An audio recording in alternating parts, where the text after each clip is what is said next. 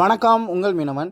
இன்றைக்கி ஒரு ஃபங்க்ஷனுக்கு வந்துக்கிட்டு நல்லா ரவுண்டு பீஸாக வந்துக்கிட்டு ஒவ்வொரு மீன் ஒவ்வொரு இலைக்கு வைக்கிற மாதிரி கேட்டிருக்காங்க. அந்த மாதிரி நல்லா சைஸாக அழகாக வெட்டி கொடுக்குறதா இந்த வீடியோவில் பார்க்க போகிறீங்க. ஃபுல்லாக பாருங்கள்.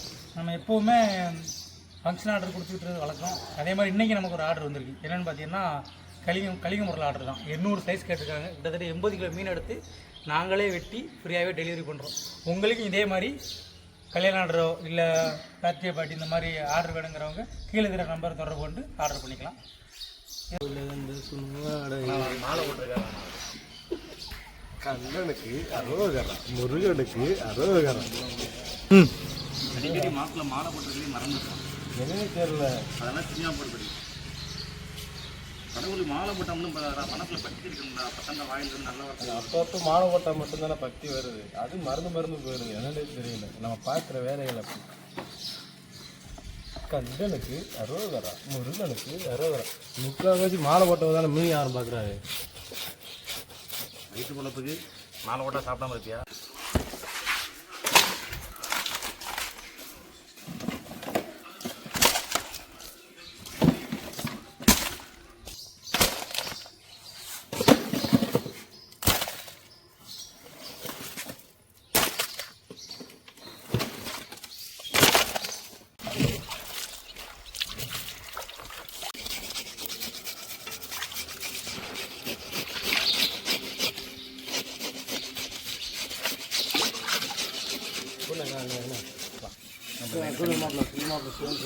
இந்த லைட் தண்ணி தண்ணி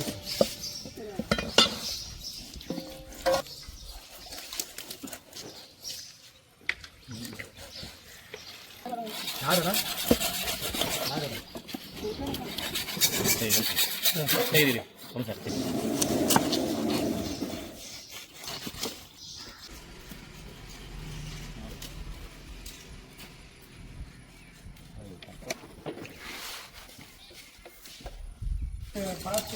படத்தோட இன்டர்வியூ சொல்லுவாங்கல்ல, இவருக்கு அன்னைக்கு ஷூட்டிங்கில் 104 டிகிரி ஃபீவருங்க. ஃப்ளோவில் தான் வரும் இந்த படத்து அந்த இதில் என்னது மீட்டிங்கில் சொல்லுவாங்கள்ல, படம் போஸ்ட் ப்ரொடக்ஷனில். அன்றைக்கி பார்த்தீங்கன்னா நம்ம ஹீரோவுக்கு 104 டிகிரியில் காய்ச்சல் இருந்துச்சு. அன்றைக்கும் அந்த ஃபைட் சீனில் அவ்வளோ ஒர்க் அவுட் பண்ணி நமக்கு நடத்தி கொடுத்தாங்க. அது மாதிரி ஸ்பெல்மனுக்கு நீங்கள் 102 டிகிரியில் காய்ச்சல் இருந்தாலும் கடமைன்னு வந்துட்டால் அவர் கேமரா திரும்ப நான் வேலை நிப்பாட்டிட்டு வேடிக்கை வட்டிக்கிட்டு கடமைன்னு வந்துட்டா ஒரு கண்ணியமாக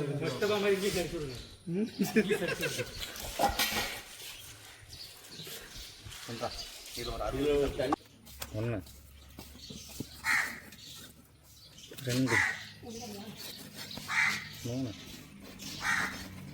4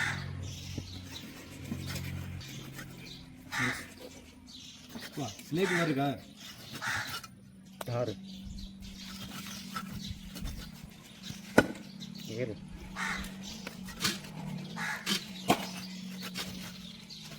8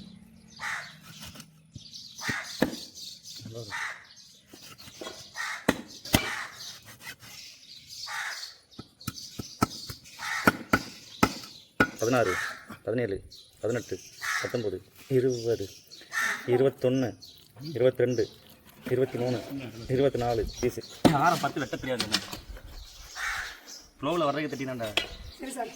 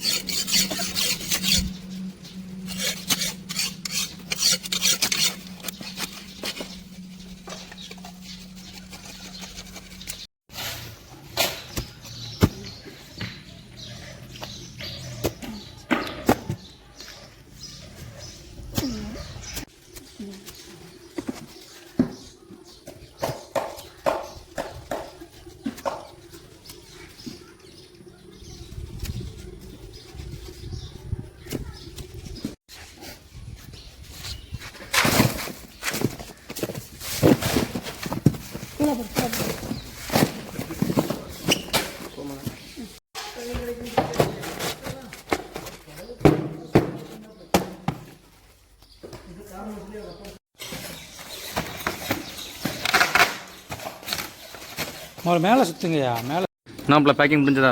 பேக்கிங் முடிஞ்சது, ஏற்றியாச்சு. கரூர் போகுது. எத்தனை பாக்ஸு? 2 பாக்ஸு. 2 பாக்ஸு என்கிட்ட ஐஸ் பேக் பண்ணியாச்சு. 800 இருக்கும் பீஸு. எத்தனை பீஸு? 800 பீஸு. 800 பீஸ். 800க்கு மேலே தான் இருக்குது. 850 860 இருக்கு. அது ஒரு தலை வேறு இருக்குது.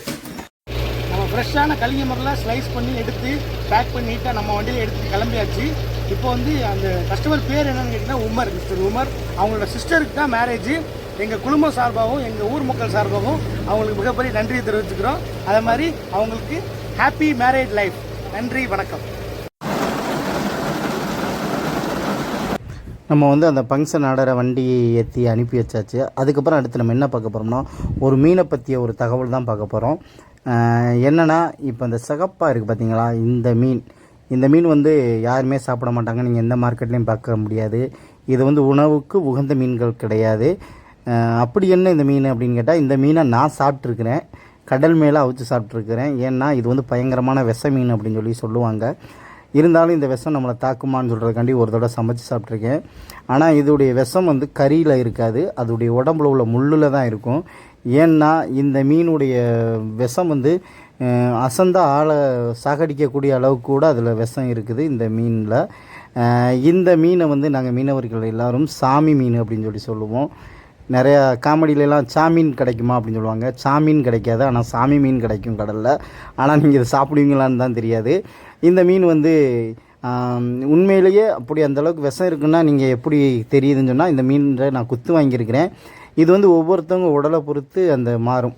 ரொம்ப பித்த உடம்பு, கொஞ்சம் பலவீனமான உடம்புகள்லாம் இது குத்துச்சுன்னா ஆளை சாச்சிரும், அப்புறம் மயக்க நிலை கொண்டு போயிடும், வாமிட் வரும். அப்புறம் வந்துக்கிட்டு அப்படியே ரொம்ப நேரம் உங்களுக்கு அது நீடித்தா உயிர் போகக்கூட வாய்ப்பு இருக்குது. ஆனால் எனக்கெல்லாம் குத்திருக்கு. ஒரு 1.5 மணி நேரம் கழித்து அதோடைய வலி மாறிடும், கொஞ்சம் மாறிடும். அப்புறம் அந்த இடம் மதத்துக்கிட்டே இருக்கும்.